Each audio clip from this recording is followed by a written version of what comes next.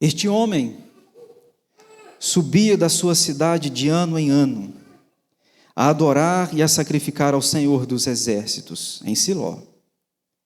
Estavam ali os dois filhos de Eli, Ofni e Finéias, como sacerdotes do Senhor. No dia em que Eucana oferecia o seu sacrifício, dava ele porções deste a Penina, sua mulher, e a todos os seus filhos e filhas.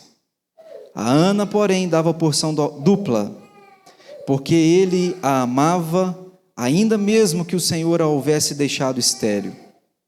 A sua rival a procurava excessivamente para irritar. Todos nós temos gente que gosta de irritar a gente. A vida é assim.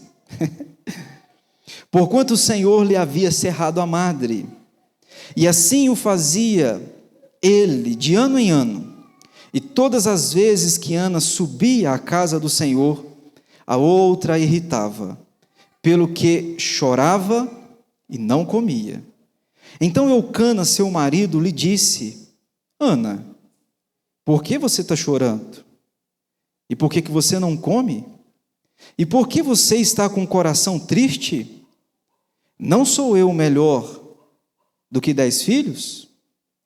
Após terem comido e bebido em Siló, estando Eli, o sacerdote, assentado numa cadeira junto a um pilar do templo do Senhor, levantou-se Ana, e preste atenção, e com amargura de alma orou ao Senhor e chorou abundantemente. Até aqui. Deus, ministra ao nosso coração, Pai, por favor, que o Teu Espírito que está presente aqui possa invadir a nossa alma, alimentar a mim e aos meus amados irmãos, de dentro para fora. Às vezes estamos como Ana, sorriso no rosto, mas dor na alma. Tu sabes. Tu nos conheces mais do que nós mesmos nos conhecemos. E nesta noite nós te pedimos um derramar do Teu Espírito, curando, vivificando, restaurando, para a glória do Teu nome. Em nome de Jesus. Amém. Esse texto é interessante, amados, porque conta do nascimento de Samuel. Samuel foi, na Bíblia, não um homem qualquer, foi um homem diferente. Foi Samuel, para te lembrar, que ungiu o rei Davi. Foi Samuel quem substituiu Eli. Foi Samuel quem Deus usou para dar a Israel uma longa e linda história. Este homem nasce do ventre de uma mulher que não podia dar à luz. A sua mamãe, Ana, era estéril. E diz o texto bíblico que era interessante aqui algumas coisas. Que todo ano, Eucana, marido, tanto de Penina quanto de Ana, subia ao templo para sacrificar ao Senhor. Diz o texto bíblico que todo ano, nós não sabemos quantos anos, mas o texto bíblico nos informa que todo ano, quando Ana ia, Penina ia também. E diz a Bíblia que Penina ia para irritar. Qual era o conteúdo? A gente não sabe. O que ela dizia? Não sabemos. Mas irritar os outros não é difícil. Irritar é fácil. Se eu quiser irritar você, não preciso de curso, consigo. E vice-versa. A gente não sabe como e quantas vezes ela sofreu isso. Mas eu já quero fazer você pensar. Você imagina que todo o ano, quando Eucana dizia: Ana, prepara as coisas aí que nós vamos sacrificar ao Senhor. Imagina o coração dela. De novo, eu vou ter que enfrentar a Penina. De novo, eu vou ter que enfrentar essas acusações, essa zombaria, essa ironia. De novo. Você já pensou que isso seria um bom motivo para ela deixar de ir? Ô marido, desculpa, mas ano passado eu fui, Penina me irritou tanto, eu não vou de novo não, vai ser de novo. Porque às vezes a gente deixa de ir na igreja por qual razão? Porque alguém irritou a gente ou falou alguma coisa, não é assim? Não vou lá de novo, não. Eu não vou na casa do fulano. Por que eu não vou lá? Porque fui lá, aconteceu isso, não volto. Diz a Bíblia que acontecia isso frequentemente, ano a ano. E Ana não desistia. O que é interessante é que ela entra no templo e ela vai orar ao Senhor. E como que ela ora? Diz a Bíblia que Ana movimentava os lábios. Acho que ela era presbiteriana, eu acho. Ela movimentava os lábios. E em movimentando os lábios, diz a Bíblia que ela orou demoradamente. Não havia voz audível. Eli a olha e a tem por embriagada. Eli é aquele tipo de sacerdote, de pastor, que não sabe discernir entre embriaguez e oração. Você já parou para pensar nisso? Você acha que oração é parecido com embriaguez? Eli ora para uma mulher que, claro, culturalmente as pessoas oravam em voz audível. Culturalmente, ela está quebrando um paradigma cultural, verdade. Mas ele poderia ter um pouquinho mais de sensibilidade em reparar que aquela mulher não estava embriagada, pelo menos não com vinho. Ela poderia estar embriagada com o Espírito Santo. De repente, essa mulher olha para Eli e diz: olha, tua serva não é filha de Belial, a tua serva não está embriagada. É que eu desejo muito dar à luz a um filho. Diz o texto bíblico que ela faz um voto: Senhor, se o Senhor me der um filho, eu o devolvo a ti. E diz o texto bíblico que eles adoram a Deus. Ela vai para casa, ela faz aquilo que marido e mulher faz de vez em quando. De vez em quando. Diz o texto bíblico que ela coabita com ele, e ela dá à luz a um filho. A que não podia dar, agora dá à luz. A que era estéril, agora gera do seu ventre, e não qualquer um. Gera do seu ventre nada mais, nada menos do que Samuel. Ela amamenta o menino. A Bíblia não é precisa em nos afirmar quanto tempo, mas até desmamar. O menino que está um pouquinho independente, pelo menos da mãe, no sentido de leite materno. Ela pega o filho e leva ao templo, entrega nas mãos do sacerdote Eli e diz: o Senhor me deu e agora eu devolvo ao Senhor. Ele é teu. Pensa, você que é mamãe, você que é pai, mas as mães têm maior dimensão nisso. O seu filho que acabou de alargar o seu peito, acabou de deixar a amamentação ainda novo, você pega e coloca nas mãos de Eli, que não era um bom exemplo. A Bíblia diz que Eli era pai de Rofni e Finéias, que a Bíblia chama os filhos dele de filho de Belial. Esta mulher pega o seu filho e diz: eu pedi a Deus e disse que eu devolveria, está aqui. E diz a Bíblia que Samuel começa a crescer na presença do Senhor. Amados, o que eu quero chamar a sua atenção aqui é quando dói na alma da gente.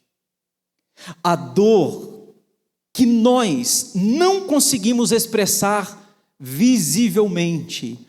Todos nós, eu ouso afirmar para você, passamos por momentos que a dor não é na pele, não é no osso, mas é na alma. E às vezes não compreende a gente. Eucana era um bom marido, ao meu ver. Ao meu ver, ele era. Errou em um sentido. Que sentido? Teve 2 mulheres. É doido, né? Ele tem um parafuso a menos. Uma só já dá muito trabalho, imagina 2. Errou. Mas ninguém é perfeito. Este homem tem 2 mulheres. E diz a Bíblia que ele percebia o valor de Ana. Dava a ela porção dobrada. Quando ela chora, é o marido presente, ele pergunta: por que choras? Porque tem muito marido que a esposa chora e o marido ou não vê ou finge que não vê. Porque mulher chora mais do que nós homens. É normal, isso é ok. E não é um problema não, mas elas choram mais. De mulher mesmo. Mas há maridos que mulher chora ao lado dele, ou não percebe, insensível, ou não reconhece. Perdeu o interesse, a empatia. Pois é. A mulher dele está chorando, ele diz: por que choras? E ela conta: meu bem, eu queria tanto ter um filho. Sabe, eu estou com amargura na alma, porque a sua outra mulher tem filhos e eu não tenho, ela me irrita com isso, dói na minha alma. E você sabe, amados, do que eu estou falando quando a sua alma está doente. As pessoas não compreendem a gente, como Eucana não compreendeu. Ele chega para a esposa e diz assim: não sou eu melhor do que 10 filhos? Entre outras palavras, você está chorando à toa.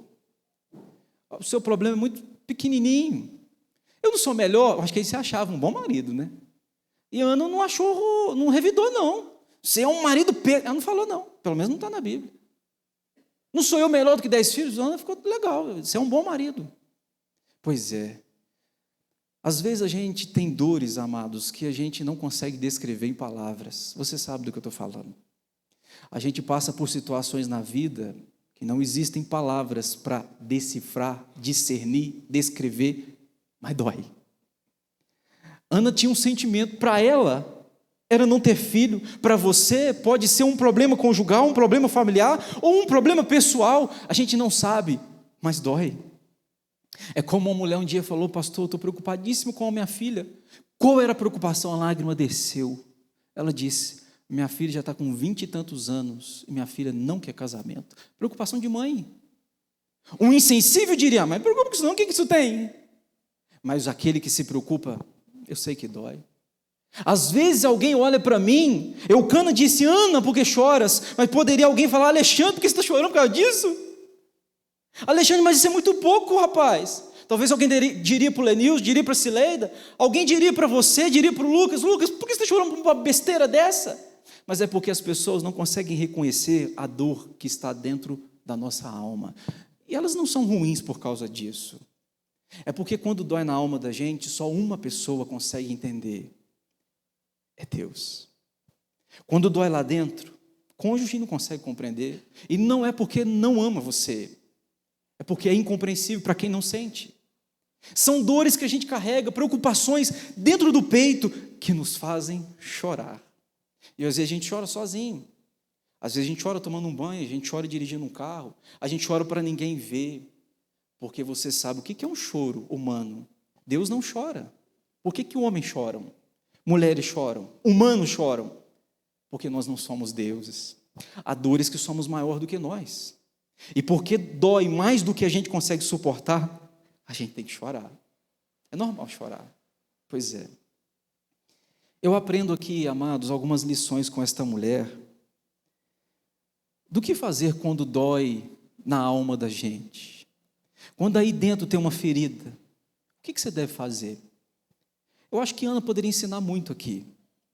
Mas eu queria destacar 3 coisas que ela fez juntamente com seu marido, algumas coisas, que a gente poderia fazer também quando a alma da gente está doendo. Quando no peito vem um choro que pega na garganta, sabe do que eu estou falando? Aqui, dá um nó, trava. Você vai orar, não tem palavra para descrever. Você vai orar e Deus escuta o teu silêncio. Talvez, como o Espírito Santo intercede por nós, Romanos 8, 26, com gemidos inexprimíveis. Geme, mas não há expressão. Mas geme. Talvez as nossas maiores orações e melhores foram essas. Aquelas que a gente não disse palavra nenhuma.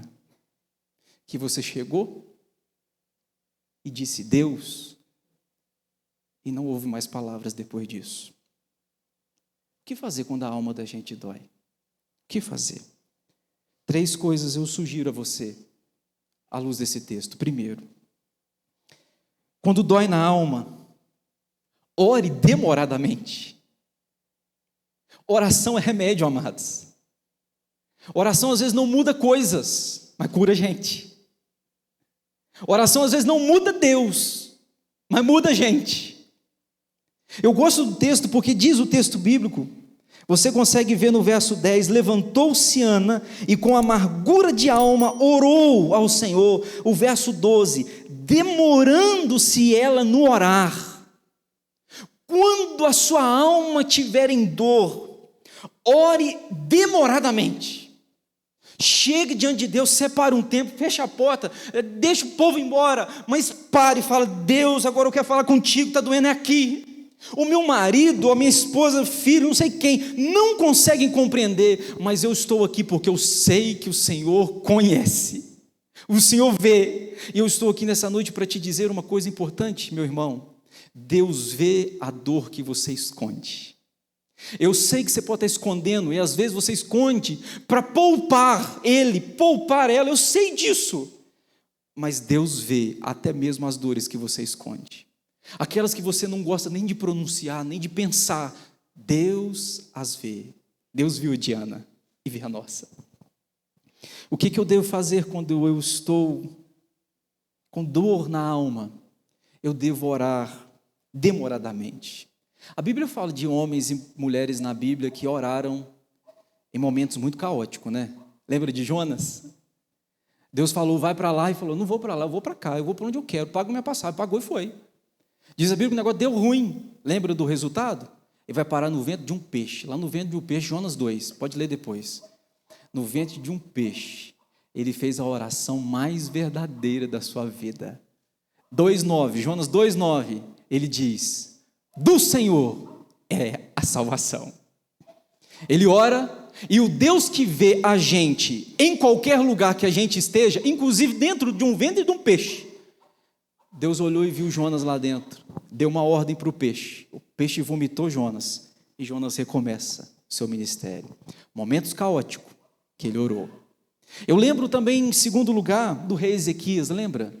Deus falou para o profeta Isaías: pode ir, fala com o rei que ele vai morrer.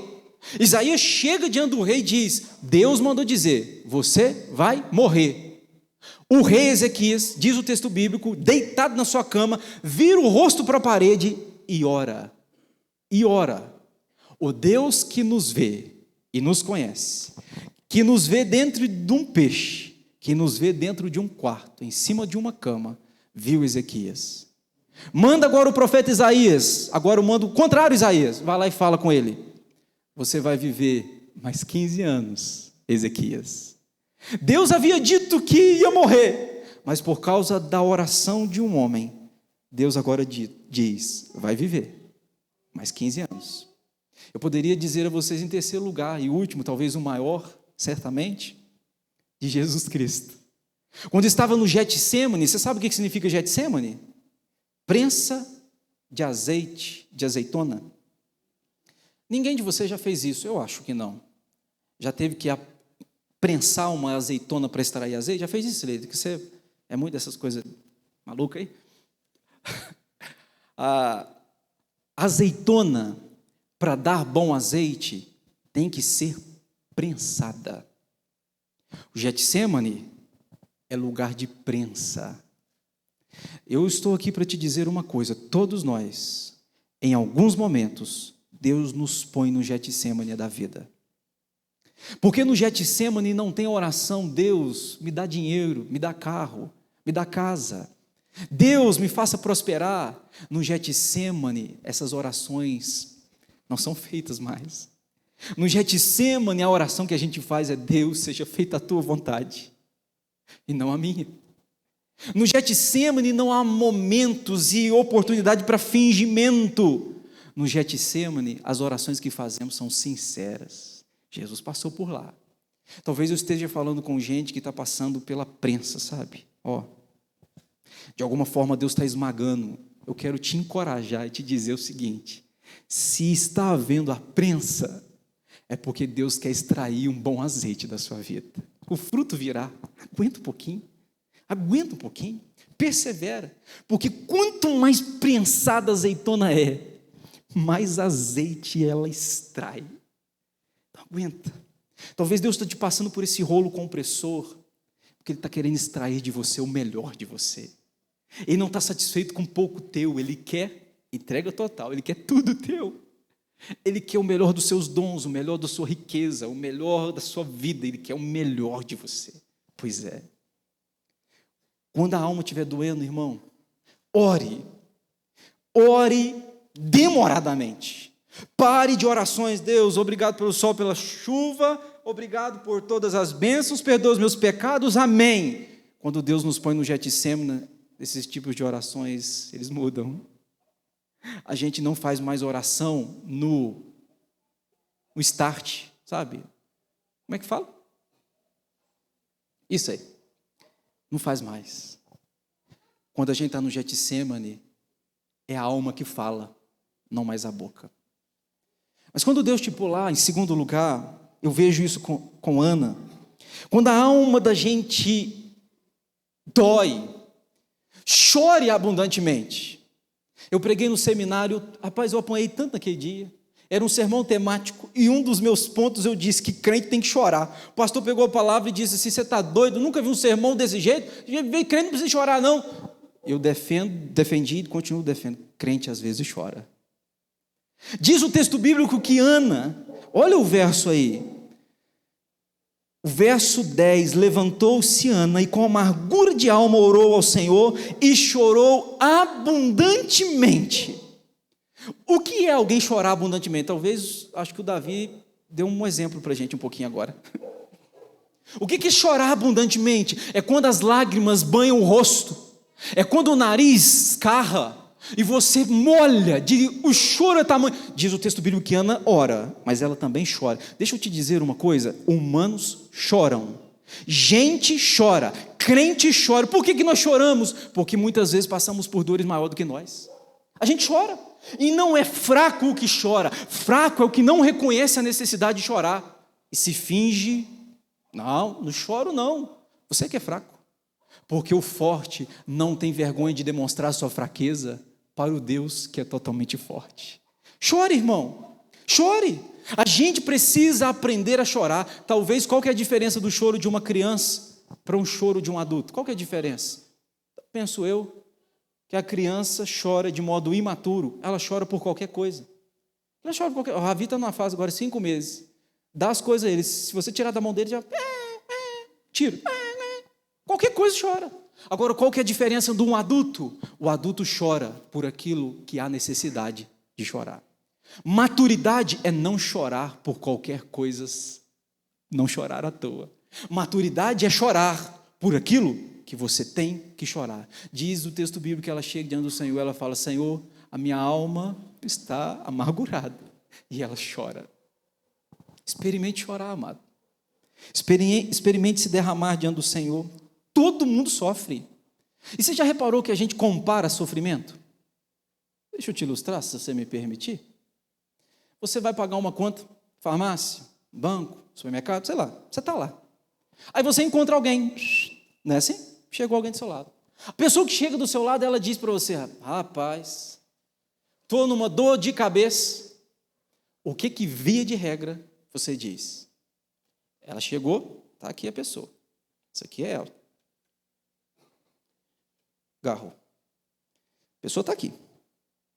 Ela diz para você: estou com uma dor de cabeça. E você diz assim: rapaz, você que não sabe, eu estou com uma dor de cabeça, uma dor no pé. Aí ele fala: rapaz, mas essa semana está doendo só minha cabeça. Não, estou com uma dor de cabeça, uma dor de barriga. Aí você diz: rapaz, você que não sabe, eu estou com uma dor de cabeça, uma dor no pé. E vou te falar, deu uma fisgada aqui, ó, atrás do pé. Não, mas eu sei que não sabe. Eu estou com a dor de cabeça, uma dor de barriga, mas eu acho que minha coluna não está legal. Você que não sabe. Eu estou com a dor de cabeça, uma dor no pé, dor aqui atrás, eu estou com a dor no pescoço, eu acho que quebrei a clavícula. Você percebeu o que a gente faz? A gente compara sofrimento. Ele contou que está com dor de cabeça. Eu só poderia dizer: você precisa de alguma ajuda? Precisa de algum remédio? Posso te ajudar de alguma forma?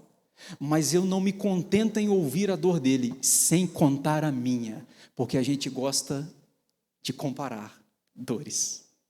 E sempre a dor nossa é pior do que a do outro. É assim ou não é? Deixa eu te contar uma coisa: pare de comparar sofrimento. Pare. Escute, isto é diabólico, isso não é de Deus. É o diabo quem faz isso com a gente. Eu não sei o que Penina dizia para Ana, não sei. Mas de repente ela pegava os filhos e colocava do lado. Bonito, né, meus meninos, né? Bonito. Para provocar. Porque muitas vezes gente que recebeu a bênção faz da bênção motivo de chacota para quem não foi abençoado. Está entendendo? Então escute-me, se você recebeu uma bênção de Deus, não use essa bênção para humilhar quem está à sua volta. Não faça isso, porque o Deus que abriu é o Deus que fecha a porta. Não faça isso. Deus abençoou você, bênção, aproveite, mas nunca use para humilhar quem está à sua volta, aquilo que veio de Deus e não veio de você. Pois é. Deixa eu te dizer uma coisa, não compara sofrimento não. Paulo disse, aquele espinho na carne, que Deus colocou aquele espinho na carne dele, mensageiro de Satanás, e o diabo esbofeteava. Você sabe o que é bofete? Esbofetear? Bofete é murro com as costas da mão. Aqui, ó. Pá! Diz Paulo que Deus não tirou o espinho, mas que o diabo pegava e ó, pá! Na cara de Paulo. Como? Talvez o diabo falava assim: você não é muito amado por Deus? Você não é muito amado? Aí, você cura os outros. Por que Deus não cura você? Não sei, estou propondo para você. Sabe por quê? Às vezes o diabo faz isso aqui, ó. Fulano está sendo abençoado, eu não estou, Deus não me ama.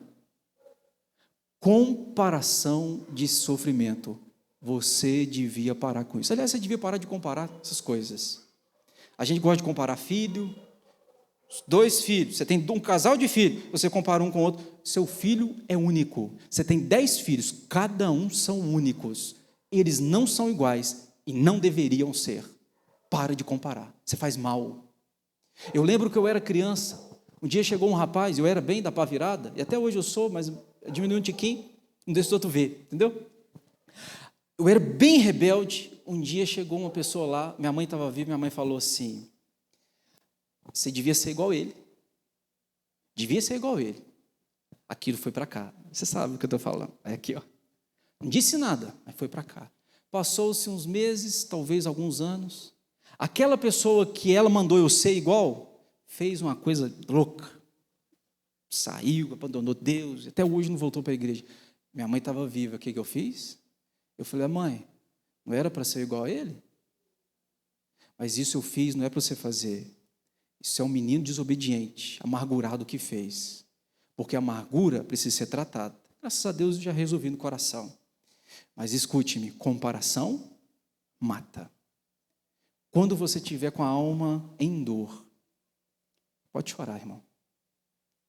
Pode chorar. Eu vou terminar a minha palavra, 3º ponto. O que você deve fazer? Eu termino com isso aqui. Quando você estiver com dor na alma, adore constantemente. Eu acho isso lindo no texto. Leia em casa, por favor. Capítulo 1, capítulo 2 e capítulo 3. Leia. Você vai ver que frequentemente a família está adorando a Deus. Foram lá levar o sacrifício, voltaram, adoraram. Estavam diante de Eli, o sacerdote, adoraram. Ela teve o filho, adorou. Ela pegou o filho e entregou a Eli, adorou. Constantemente Ana está adorando. O que é adorar? Adoração não tem a ver com a gente, adoração tem a ver com Ele. Adoração não é exaltar um homem, se você fizer isso é louco. Adoração é exaltar o Deus que está acima de todo homem. Adoração na Bíblia é proskineo, em grego, proskineo, prostrar, é assim mesmo a tradução. É como um cachorro que chega diante do seu dono para lamber a mão do seu dono. Adoração na Bíblia é eu chegar diante de Deus reverentemente e reconhecer quem Ele é. Tu és eterno, santo, imutável, glorioso, perfeito, todo-poderoso. Tu és o Deus da minha vida, Senhor dos exércitos. Não há outro igual a Ti. Eu reconheço quem Tu és, como um cachorrinho que lambe a mão do seu dono. Eu reconheço quem Tu és. A adoração não tem a ver com a gente. A adoração tem a ver com Ele. Então escute-me o que eu tenho para te dizer aqui, amado. Escute-me o que eu tenho para te dizer. Preste atenção. Você precisa aprender esta arte. Diz Mateus capítulo 8, que um leproso, chega diante de Jesus e a primeira coisa que ele faz é adorar a Jesus. Ele adora e pede. E ele diz assim: eis que um leproso, tendo se aproximado, adorou-o, dizendo: Senhor, se quiseres, pode purificar-me. E Jesus disse: eu quero. fica limpo. Este homem foi inteligente demais, ele entendeu o que é adoração. Ele chega diante de Jesus, primeiro ele adora. Depois que adora, ele diz: se o Senhor quiser, o Senhor pode purificar. Palavras do Alexandre, talvez Jesus pensou assim, diante de uma adoração dessa, eu quero sim, fica limpo. O que era leproso, deixou de ser.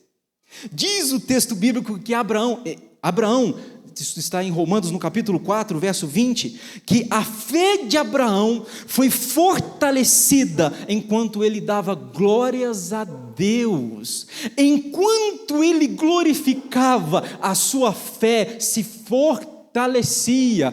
Preste atenção no que eu estou te dizendo. A coisa está feia, adore a Deus. Não sei o que fazer, pastor. Adore a Deus. Pastor, as coisas estão muito difíceis, eu não tenho resposta. Adore a Deus. Pastor, já perdi tudo, não tem mais jeito. Adore a Deus. Pastor, não tenho solução. Adore a Deus. Quer seja em tempos de bonança ou em tempos de escassez, adore ao Senhor. A mulher samaritana em João capítulo 4, Senhor, nossos pais ensinaram para nós que é nesse monte que deve adorar, é em Jerusalém, em Gerizim, onde devemos adorar? Jesus olhou para ela: vocês adoram o que não conhecem, mas chegou a hora em que os verdadeiros adoradores adorarão ao Pai em espírito e em verdade, e são estes o que o Pai procura. O Pai não está procurando gente com dons, com talentos. O Pai não está procurando gente com bolso cheio de grana. O Pai não está procurando gente importante, Ele está procurando gente que se prostra e diz: eu sei quem Tu és. Vamos orar? Por favor, Senhor, nós te pedimos que o Senhor glorifique a nossa vida em Ti, Pai. Nós queremos Te adorar em tempo oportuno e inoportuno. Tu és o Senhor da nossa vida, o dono da nossa alma, e Tu sabes onde dói. Tu sabes exatamente aquilo que machuca, que nos fere, e que alguns de nós não têm coragem de expressar. Mas obrigado porque Tu conheces, e Tu nos ama, com um amor eterno, de modo que o Senhor cuida da gente como ninguém cuida. E nesta noite nós queremos reconhecer que o Senhor é Deus, é Rei, é Pai. O Senhor está num trono regendo todo o universo, e que em breve a nossa vida será apresentada diante de Ti, e por meio de Cristo nós receberemos da parte do Senhor tudo aquilo que Cristo alcançou. Senhor, receba a glória, receba a honra deste culto, da nossa vida, hoje e para sempre. Amém.